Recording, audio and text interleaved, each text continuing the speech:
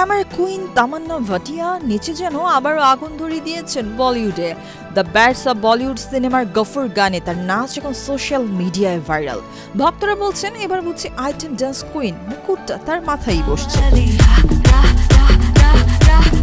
কিন্তু এই উন্মাদনা একদমই ভালো লাগেনি এক সময়ের আসল আইটেম গার্ল রাখি সাওয়ান্তের। রাখি সরাসরি কটাক্ষ ছুড়ে বলেছেন, আমাদের সময় আইটেম গানে ছিল আবেগ, আবেদন, মাদকতা। এখনকার নায়িকারা সে আবেদনটাই নষ্ট করে দিচ্ছে। তিনি আরো বলেন, তামান্না আর এই প্রজন্মের নায়িকারা আমাদের দেখে দেখে নাচ শিখেছে। নায়িকা হতে না পেরে এখন আইটেম গানে নাচছে, আমাদের পেটে লাথি মেরে নাম কামাচ্ছে। কিন্তু ভক্তরা একেবারেই একমত নন রাখির সঙ্গে।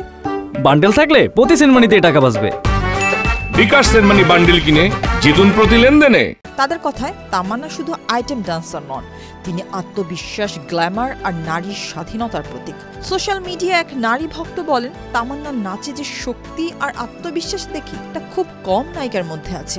তামান্নাও এক সাক্ষাৎকারে বলেছিলেন, আমি যেমন আছি তাতেই আমি সুন্দর, নিজেকে বদলাতে হবে না। এখন প্রশ্ন একটাই, বলিউডের আইটেম কুইন উপাধি কি থাকছে রাখির কাছে, নাকি তামান্না ভাটিয়া এবার সত্যি ছিনিয়ে নেবেন সেই আসন?